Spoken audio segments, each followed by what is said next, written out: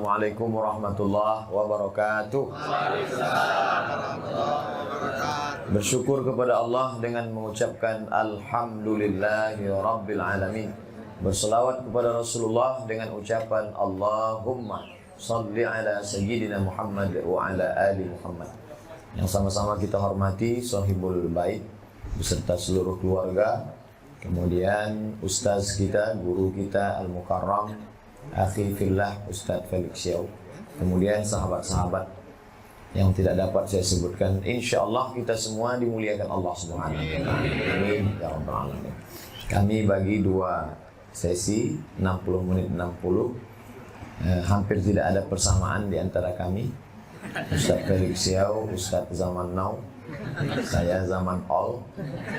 Pembahasan beliau tentang masa depan Indonesia, tentang politik, tentang radikalisme, tentang teroris, tentang bagaimana partai politik, bagaimana koalisi, bagaimana pokoknya Indonesia ke depan. Sedangkan saya akan bahas kira-kira nanti kalau mati bawa apa, tentang sakratul maut, tentang bagaimana pertanyaan mungkar nakir, pokoknya yang menyeramkan lah. Jadi agama ini, ya ayyuhalladzina amanu, wahai orang-orang beriman, udkhulu fis-silmi, masuklah ke dalam Islam kafah, secara utuh. Jangan download sepotong-sepotong, nanti pemahamannya keliru. Dan sekarang memang lagi tren potong-potong, karena memang banyak yang dulu cita-citanya jadi tukang khitan. Ini semua dipotong, sampai ajaran Islam pun dipotong. Sehingga ada ungkapan, ya udahlah, Islam itu syahadat, sholat, zakat, puasa, haji. Kalau kamu sudah melakukan yang 5, berarti sudah berislam. Masalah politik itu bukan urusan kita. Masalah kepemimpinan nasional, DPR, DPD, presiden, wakil presiden, bupati, wali kota, itu bukan urusan kita. Serahkan aja. Nah, ini tidak benar. Jadi kesemuanya ini adalah ajaran Islam. Tapi domain yang terbesar di antara ajaran Islam itu adalah ritual ibadah. Mau menjadi wali kota, mau menjadi gubernur, mau menjadi DPD, anggota DPR, legislatif, yudikatif, dia tetaplah di dalam dirinya itu mesti ada kontak dengan Allah Subhanahu wa ta'ala. Kalau tidak, dia akan hampas seperti asap yang dihembus angin, hilang. Kedekatan dengan Allah, ibadahnya tidak bisa dibuat-buat sendiri. Ambil sajadah, letak di tengah lapang, lalu menjemur diri berpanas-panasan dengan memejamkan mata, menyebut nama Allah. Allah. Ketika ditanya, kamu lagi ngapain? Inilah ibadah yang paling berkualitas. Makin banyak keringat, makin panas, makin dekat dengan Allah. Sesat. Karena tidak pernah diajarkan Nabi Muhammad SAW. Man ahdatsa, siapa yang membuat-buat ritual ibadah, malaisa alaihi amruna, yang tidak aku ajarkan, tidak aku tunjukkan, fahuwa raddun, maka amal itu mardud, ditolak. Melihat kurma ini hilang konsentrasi.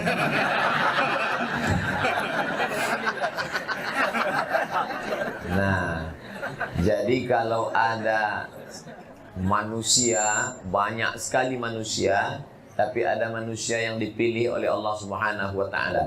Di antara manusia ini ada yang dipilih jadi nabi. Nabi banyak sekali, di antara nabi ada yang dipilih jadi rasul. Rasul banyak sekali, ada yang dipilih 5 ulul azmi. Di antara ulul azmi ada lagi puncaknya, itulah dia Sayyidina Muhammad sallallahu alaihi wasallam. Itu hak prerogatif Allah. Jadi kita nggak perlu komplain, karena kawan-kawan yang dari jurusan filsafat dulu ada komplain. Saya nggak setuju tuh Nabi Muhammad jadi nabi. Saya lebih setuju Socrates, Aristoteles, Demokritos, Thales. Emang jadi nabi bawa proposal? Emang ada fit and proper testnya? Kan tidak. Itu hak prerogatif Allah. Jadi kita jangan komplain. Kita cukup sami'na wa ata'na. Bumi yang begitu luas, ada yang dipilih oleh Allah. Kalau kita sholat di rumah ini, 1 rakaat nilainya 1. Tapi kalau kita sholat di bagian bumi itu, 1 rakaat 500. Ada yang lebih tinggi lagi, 1 rakaat 1000. Ada yang lebih tinggi lagi, 1 rakaat 100.000. Itu kita tidak bisa komplain. Kita tidak bisa katakan, kenapa di sana? Mengapa tidak di rumah kita? Maka Islam artinya berserah diri kepada kehendak Allah dan ikut apa yang disampaikan oleh Rasulullah SAW. Bulan juga begitu. Muharram, Safar, Rabiul Awal, Rabiul Akhir, Jumadil Awal, Jumadil Akhir, Rajab, Sya'ban. Ada satu bulan yang dipilih oleh Allah. Itulah dia bulan Ramadan. Rajab, padanan kata, saya sampai hari ini tidak tahu apa arti bulan kelahiran saya. Saya lahir bulan Mei. Kalau ditanya orang, Ustaz, apa arti Mei? Maybe yes, maybe no. Apa arti Januari? Januari adalah nama berhala yang wajahnya dua, satu ke depan, satu ke belakang. Kenapa Januari itu yang dipasang bulan 1? Karena dia menatap tahun lalu 2017, tahun depan 2018. Sedangkan dalam bulan-bulan Islam ada namanya Rajab. Rajab diambil dari kata tarjib. Tarjib artinya ta'zim, agung. Setelah selesai Rajab, masuk bulan Sya'ban. Diambil dari kata syu'bah, cabang. Sya'ban bercabang-cabang kebaikan. Seperti orang yang menanam pohon kayu, ketika melihat dia bertunas, bercabang, dia senang luar biasa. Berarti pohon yang dia siram sudah berhasil. Ramadan diambil dari kata ramda, artinya panas. Ketika kita gali tanah, ada di dalamnya besi yang terkubur lama. Karena zat asam maka berkarat. Tidak mempan dengan berasu, tidak mempan dengan kertas pasir. Dia mesti dimasukkan dalam api yang bergejolak, merah menyala. Setelah itu lalu dipukulkan ke lantai. Satu kali pukul, rontok, lepaslah karat-karatnya. Ramadan. Ramadan diambil dari kata rontok, panas. Tenggorokan ini panas. Dari jam 5 tadi tidak ada yang lewat di sini. Maka ini panas luar biasa. Lalu kemudian dia disebut juga panas karena karat kita selama setahun ini akan rontok dengan panasnya Ramadan. Telinga berkarat, mata berkarat, otak berkarat, hati berkarat.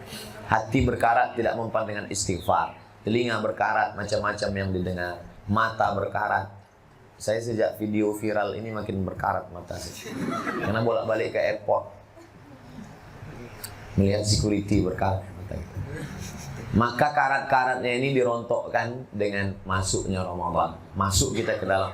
Keluar dari Ramadan ini karatnya lepas. Kalau ada orang yang keluar dari Ramadan karatnya tidak lepas, tidak rontok, ada dua kemungkinan. Pertama, apinya kurang panas. Yang kedua, memang karat kronis, nggak copot-copot, nggak lepas. Oleh sebab itu maka dipanaskan Ramadan ini dengan ibadah. Ibadahnya ada berapa macam? Banyak sekali. Saya akan jelaskan sampai azan maghrib. Inilah ceramah yang terpanjang. Yang paling lama. Saya memang Ramadan ini bisa dihitung berapa kali cuman ceramah buka puasa. Karena saya menganggap ceramah yang paling efektif itu setelah Isya menjelang tarawih. Atau setelah tarawih. Karena menjelang Ramadan itu seringkali audiens, pendengar merasa Ustadz itu hanya sebagai pelengkap penderitaan. Dan kita pun yang menyampaikannya juga, dia udah bolak-balik lihat jam. Maksud saya sendiri, rasanya udah lama, baru jam 5. Oleh sebab itu nanti kalau bahan saya habis, saya tutup, kita buka tanya jawab. Menjelang azan berkumandang. Tidak juga, kita paksa satu orang azan.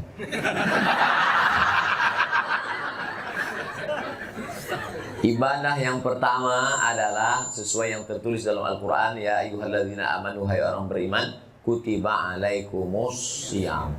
Nama ibadahnya syiyam. Syiyam itu padanan katanya adalah imsak. Imsak artinya menahan, menggenggam. Saya menggenggam mikrofon, ana umsiku mikrofon imsakan. Imsak artinya menggenggam. Kenapa artinya menggenggam? Karena orang yang puasa itu menggenggam. Sebagaimana dia menggenggam kuat, erat, ketat, keras, begitulah genggamannya. Yang digenggamnya apa? Yang pertama dia genggam lehernya. Sehingga apapun yang halal tidak lewat. Padahal minuman itu halal, makanan itu halal. Tapi kenapa tidak lalu di lehernya? Karena dia genggam. Yang kedua dia genggam telinganya. Inna sam'a wal basar. Setiap kali menyebut pendengaran, penglihatan, pasti yang disebut pendengaran dulu. Karena memang Allah Ta'ala pertama kali menciptakan pendengaran. Hal ata 'alal insani hinum minad dahri lam yakun syai'an madhkura. Inna khalaqnal insan, kami ciptakan insan manusia min nutfatin amsyajin, dari sperma yang bercampur dengan sel ovum, sel telur. Faja'alnahu sami'an basira. Kami jadikan dia bisa mendengar, bisa melihat. Maka telinga digenggam, tidak mendengar macam-macam. Alhamdulillah Ustaz, di bulan Ramadan ini suami saya semua CD-CD lagu-lagu yang tidak baik dia sudah masukkan, semua buang. Dia ganti MP3 Syekh Abdurrahman Sudes, Syekh Su'ud Surem, Syekh Mu'aikli. Alhamdulillah. CD-CD-nya di mana? Simpan di koper. Ntar habis Ramadan keluar lagi. Lalu kemudian mata juga. Selama ini mata melihat kemana-mana, tapi di bulan Ramadan mata genggam. Makanya dari tadi saya nggak ada ngeliat ibu-ibu. Kalaupun ngeliat dikit-dikit. Sampai-sampai pikiran, apa yang terlintas di pikiranmu yang terbersit di hatimu. Wa in tubdu ma fi anfusikum, kalau kau nyatakan apa yang ada di hatimu, au tukhfuhu, atau tidak kau nyatakan, kau simpan, yuhasibukum bihillah, kelak akan dihisab, dihitung di akhirat. Berat sekali. Yang terlintas di hati pun tetap juga dihitung. Akhirnya datang mereka menghadap ke Rasulullah. Ya Rasulullah, kalau gini hidup kami nggak sanggup. Masa semua yang terlintas di hati dihitung? Kita duduk di pinggir jalan, ngelihat orang besar pakai baju kekecilan, orang kecil pakai baju kebesaran. Tentu terlintas macam-macam. Masa dihitung juga di akhirat? Kalau gini kami nggak sanggup ya Rasulullah. Turun ayat, la yukallifullahu nafsan illa wus'aha. Kalau sekedar terlintas, tahan. Makanya kadang orang nggak ada angin, nggak ada hujan, tiba-tiba tepuk jidat. Astagfirullah. Itu artinya ada terlintas sesuatu. Astagfirullah. Kenapa mas ingat sesuatu? Ingat apa? Ingat mantan. Nah, oleh sebab itu semua digenggam. Mulut digenggam. Alhamdulillah sekarang. Kalau dulu orang ngomongin aib bicara orang lain, sekarang alhamdulillah mulut udah berhenti. Kemana? Pindah ke jempol. Al-yawma nakhtimu ala afwahihim, hari itu mulut terkunci. Wa tukallimuna aydihim, tangan ngomong. Nauzubillah.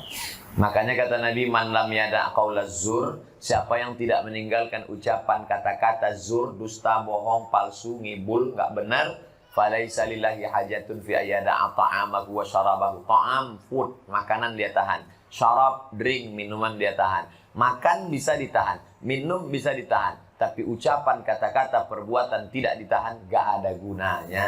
Makanya ada ungkapan hadis, rubba sa'imin laisa lahu min siyamihi, betapa banyak orang enggak dapat pahala puasa apa-apa illal juh, lapar saja.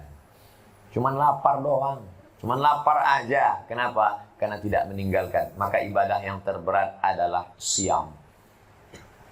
Ibadah terberat siam. Ustaz, saya terus terang, kalau makan bisa saya tahan. Memang saya biasa diet. Minum bisa saya tahan. Tapi kalau ngomong ini Pak Ustaz, luar biasa. Dan puasanya zaman Maryam itu memang nggak ngomong. Inni nazartu lirrahmani sauma, aku bernazar melaksanakan siam saum. Walan ukallimal yauma insiya, aku tidak akan bicara. Tak ada bicara. Jadi kalau ditanya, apakah orang zaman dulu itu puasa Pak Ustaz? Ya, tapi puasanya berat. Nggak makan, nggak minum, nggak bicara. Andai puasa zaman Maryam itu diterapkan sekarang, nggak ada kultum. Menjelang berbuka, dia. Kalaupun ada kultum, alhamdulillah. Makanya umat Muhammad SAW boleh ngomong, tapi ngomongnya, uhilla lakum lailatas siyamir rafasu ila nisa. Nisa, perempuan. Pada malam hari kamu boleh datang kepada nisa, perempuan. Ayat itu membatalkan syariat puasa zaman dulu. Puasa zaman dulu, siangnya tahan makan minum, malamnya tetap boleh makan, tapi nggak boleh berhubungan. Dalam syariat Nabi Muhammad, boleh. Hillalakum, dihalalkan bagi kamu mendatangi perempuan. Maksudnya istri kamu, bukan semua perempuan. Karena sekarang banyak jamaah yang bisa menginterpretasikan ayat sendiri. Cerdas jamaah zaman sekarang. Nah, oleh sebab itu ibadah yang pertama diisi di bulan ini adalah siam. Tahan. Assalamualaikum, waalaikumsalam. Gimana kabarnya anak Sianu? Kabarnya sudah nikah, nggak punya suami? Oh, kita sekarang sedang siam. Tapi saya sudah dapat TM ini. Gimana kan mubazir? Ntar habis buka kita sambung. Di sini kekeliruannya. Dipahami puasa ini menumpuk amal. Banyak orang menganggap bulan puasa numpuk amal, ditumpuk sebanyak-banyaknya. Bukan. Bulan Ramadan bukan bulan menumpuk amal. Ramadan madrasah. Ramadan adalah bulan pelatihan pembentukan kepribadian. Kata pepatah Melayu, alah bisa karena biasa. Kalau sudah terbiasa menahan telinga, menahan mata, menahan pikiran, menahan hati, menahan lidah, menahan tangan, menahan kaki di bulan Ramadan, maka setelah Ramadan akan ada Syawal. Apa itu Syawal? Syawal sudah umum sekali. Boleh diadakan survei, silakan pakai lembaga survei Indonesia. Berapa orang bernama Syawal di Indonesia? Laki-laki Syawal, perempuan Syawaliyah. Saking banyaknya. Syawal itu apa? Kita lihat penggunaan kata Syawal dalam bahasa Arab. 1. Kalau ada timbangan yang pakai neraca, tiang di tengah, ada kiri, ada kanan. Ketika benda yang akan ditimbang diletakkan, satu naik ke atas, satu turun ke bawah. Yang naik ke atas disebut dengan Syawal. Ada neraca naik ke atas, Syawal. Ekor kambing turun ke bawah, ekor ayam turun ke bawah, ekor kucing turun ke bawah. Tapi ada ekor yang naik ke atas, ekor kalajengking. Namanya Syawal. Sekarang sedang sensitif bicara kalajengking. Ekor yang naik ke atas disebut Syawal. Onta ketika musim panas maka mulutnya dikerubungi lalat. Maka onta menaikkan ekornya ke atas untuk mengusir, menghalau lalat. Orang Arab menyebut syawwalatil ibilu. Syawwal, onta itu sedang menaikkan ekornya ke atas. Berdasarkan 3 penggunaan kata tadi, maka makna Syawal artinya naik ke atas, meningkat. Jadi kalau ada orang selesai Ramadan, meningkat semangat menjaga mata, meningkat semangat menjaga telinga, meningkat mengalami peningkatan dalam menjaga diri, layaklah dia menyebut 1 Syawal. Tapi kalau tidak, sebut saja 17 Juni. Karena dia tidak Syawal. Syawal artinya peningkatan. Gimana? Bulan Syawal sudah meningkat? Alhamdulillah Pak Ustaz. Apa yang meningkat? Yang meningkat 3. Iman meningkat, amal meningkat, ilmu meningkat. Kenapa imannya meningkat? Karena dia sedang merasakan kedekatan dengan Allah selama bulan Syawal Ramadan. Kenapa ilmunya meningkat? Kultum subuh, kultum zuhur, kultum asar, kultum maghrib, kultum isya, kultum tarawih, kultum tahajud malam. Kenapa amalnya meningkat? Sholat, zakat, puasa, haji, tarawih, iktikaf, banyak amalnya. Maka yang 3 meningkat, iman, ilmu, amal. Alhamdulillah Pak Ustaz, saya 3 meningkat. Kolesterol, gula darah, 1 yang turun, asam urat, turun ke kaki. 3 mesti ada peningkatan. Oleh sebab itu, ini kita hari yang ke-21. Mas, mau cepat. Hari ke-19 ini, maka 18. Hari ke-18 ini kita memang betul-betul muhasabah diri, karena nanti 20 malam 21 itulah puncaknya, yaitu malam i'tikaf. 19, 20, 21, malam 21 terus. Karena kepala ini kalau tidak dibenturkan dengan i'tikaf, saya mau i'tikaf di masjid mana, mau amal apa, mau dengar kajian siapa, baca Qur'annya berapa juz, itu kalau tidak, maka dia akan bermikirkan yang lain. Ordennya warna apa, bajunya, kuehnya, pakai bentuk sirupnya warna-warni, atau masa sama-sama sirup tetangga. Itu semua. Makanya kepala itu harus. Itu gunanya bagus kajian ini. Artinya apa? Kita merenungkan lagi. Yang lalu sudah berlalu 17 hari, menangis air mata darah, minta mundur lagi nggak bisa. Lan tarji'al ayyamul lati madat. Yang lalu tidak dapat diulang kembali. Kita hanya bisa mengisi yang ke depan. Anggaplah ini Ramadan terakhir. Ini Ramadan terakhir. Ustaz Felix, anggaplah ini Ramadan terakhir dan ini pertemuan kita yang terakhir. Setelah ini kita akan ketemu ya di tempat lain. Oleh sebab itu kata Nabi, kalau sholat, sholatul muwaddi', seakan-akan sholat terakhir. Ini sholat terakhir, habis ini saya nggak tahu. Mungkin mati selain. Maka kan khusyuk sekhusyuk-khusyuk. Makanya banyak orang sholat santai, nggak khusyuk. Kenapa? Nanti kan ada lagi. Begitu juga dengan Ramadan. Kamu kenapa santai Ramadan nih? Tahun depan kan ada lagi Ramadan. Ramadannya ada, kita belum tentu ada. Coba pejamkan mata, bayangkan sahabat-sahabat, teman-teman yang dulu sama dengan kita, masih terbayang senyumnya, masih ingat namanya. masih terbayang, teringat, tapi hari ini dia sudah tidak ada. Kita mau datang ke rumahnya, hanya anaknya, hanya keluarganya. Santunan anak yatim, karyawan PT, BUMN, perusahaan anu. Ini kawan-kawan kami yang tahun lalu masih buka bersama loh Pak Ustadz. Hari ini sudah nggak ada. Hari ini kita ngusap kepala anak orang. Tahun depan, bulan depan, bahkan besok pagi kepala anak kita diusap kepalanya. Karena kita sudah mendahului mereka. Oleh sebab itu kita anggap ini Ramadan terakhir. Ibadah pertama yang kita uploadkan, kita isikan, maka yang namanya siam. Yang kedua, qiyam. Nah, ini ibadah. Kalau siam, siang. Kalau malam, qiyam. Qiyam diambil dari kata qama. Tempat. Qama artinya tegak. Qama, tegak. Kebalikan dari bahasa Indonesia. Qama, telentang. Di mana sih anu? Udah qama.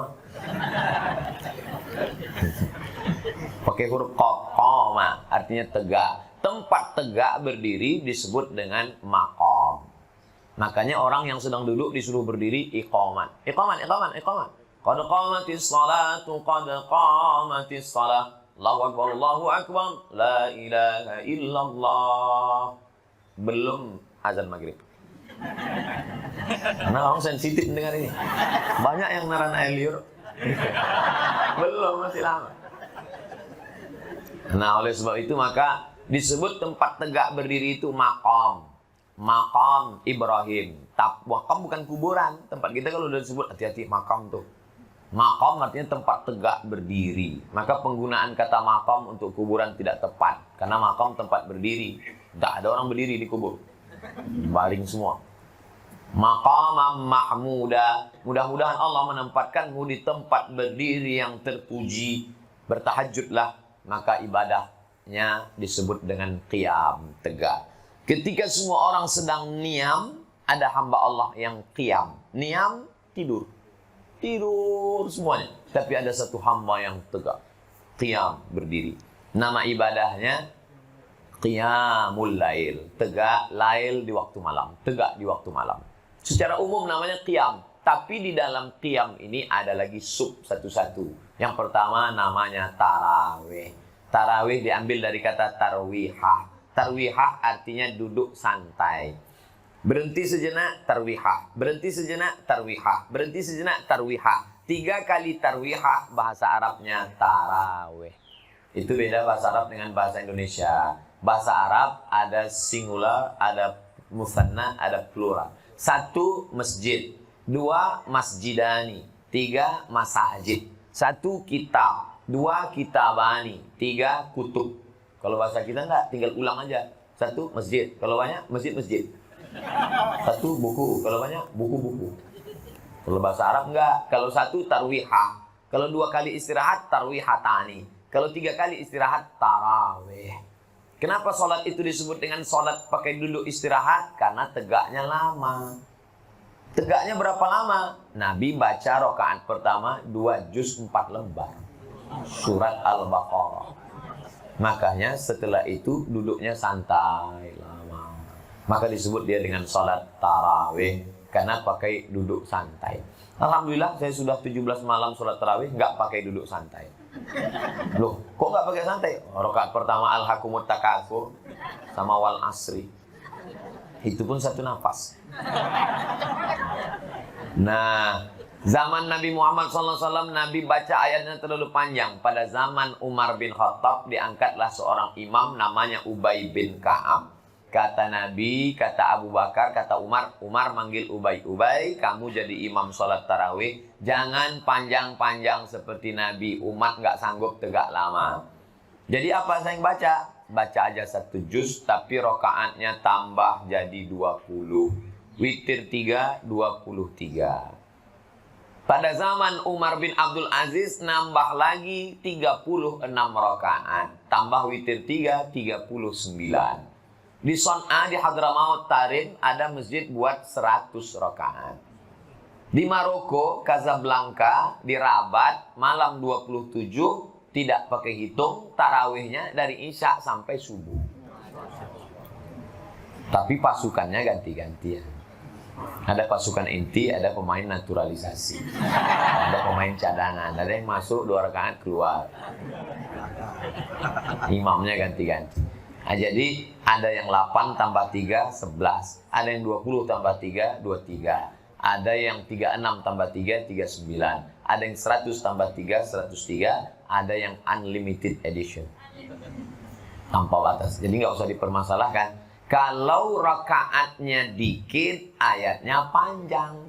Kalau ayatnya pendek, rakaatnya banyak. Kalau tegaknya lama, rukuk sujudnya dikit. Kalau tegaknya sebentar, rukuk sujudnya banyak. Tinggal pilih aja, kamu mau yang paket mana? Paket tegak lama, saya sakit kaki. Payah rukuk sujud, oke tegak aja lama. Saya tegak pun nggak tahan. Nah, ini payah nih mau pakai yang mana? Jadi tarawih itu simpel saja jurusnya. Kalau ayatnya panjang, rokaatnya dikit. Kalau ayatnya pendek, rokaatnya banyak. Adil. Masyarakat kita, dia kombinasikan antara dua. Rokaatnya dikit, ayatnya pendek. Dapat dua-duanya. Ini saya jelaskan supaya kita jangan kelahi. Karena inti dari ibadah itu adalah ngisi malam itu dengan lama banyak tegak. Habis tarawih, witir. Witir artinya tunggal. Witir artinya tunggal. Innallaha watir, Allah maha tunggal. Yuhibbul witra, dia suka witir. Makanya 3. Witir boleh ditambah lagi 5, bisa ditambah lagi 7, bisa ditambah 9, bisa ditambah 11. Habis 11 rakaat witir terbanyak. Habis sholat witir, mau qiyamul lail lagi, nalar boleh. Apa dia? Tahajud. Tahajud. Hurufnya berat semua. Tahajud. Sebagaimana beratnya melawan kantuk tidur malam, begitulah beratnya tahajud. Makanya habis sholat witir pulang tidur. Karena kalau lama-lama tidur, payah bangun malam tahajud. Saya nggak biasa tidur cepat, Pak Ustaz. Gimana biasa cepat tidur? Makan antimo. Makan 1, jangan 1 papan, seminggu tidur. Makan 1, habis itu tidur. Nanti bangun jam 3. Katanya yang paling bangun malam yang paling bagus itu sepertiga terakhir. Ya, cara ngukur sepertiga terakhir gimana? Lihat maghrib jam berapa? Maghrib jam 6. Oke. Subuh jam berapa? Subuh jam 5. Nah, dari jam 6 ke jam 5. 11 jam. 11 bagi 3. 11 jam bagi 3? Memang kalau lapar susah itu. 11 jam bagi 3. Nah, sepertiga yang terakhir itulah dia. Sepertiga yang terakhir. 11 jam bagi 3. Jadi kalau gitu bangunnya kira-kira jam berapa? Jam 2 sekian. Nah, itulah dia yang dimaksud dengan sepertiga terakhir. Nanti kalau ditanya, kapan waktu yang paling afdal? Sepertiga terakhir malam. Kapan itu? Pokoknya jangan tanya-tanya. Cara baginya begitu, kata Syekh Ali Jum'ah Mufti Mesir. Jam 2 sekian bangun malam. Jadi kalau selesai tarawih jam 10, 11, 12, 1, 2. Itulah tidur yang paling berkualitas. Jadi kalau ada orang mengatakan tidur itu 8 jam, tidak sama. Buktinya kawan kita yang kerja, sahabat kita yang kerja di waktu malam, dia tidur siang. Nggak cukup. Tidur dia dari mulai habis subuh sampai pada asar. Sholat asar jamaah takhir. 10 jam dia tidur, 12 jam tetap badannya lemas. Karena tidur itu bukan kuantitasnya, tapi kualitas. Tidur yang paling berkualitas habis isya malam, kemudian tidur siang sebelum zuhur atau setelah zuhur setengah jam atau 1 jam. Namanya qailulah. Itu yang paling berkualitas. Tidur sebentar aja. Nabi Muhammad tuh tidurnya dikit. Kita dikit-dikit tidur. Dikit-dikit tidur. Parah.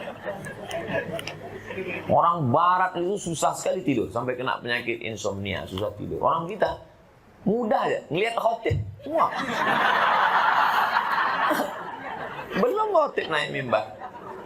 Baru ngelihat khotib datang. Insya Allah. Oleh sebab itu maka bangun malam tidur. Kemarin ada teman ngirim video pendek ke WhatsApp. Ada saya lihat bule tidur, di atasnya ada tangan. Nah, itu bagus juga jam. Lampar. Bagus, bangun tidur malam.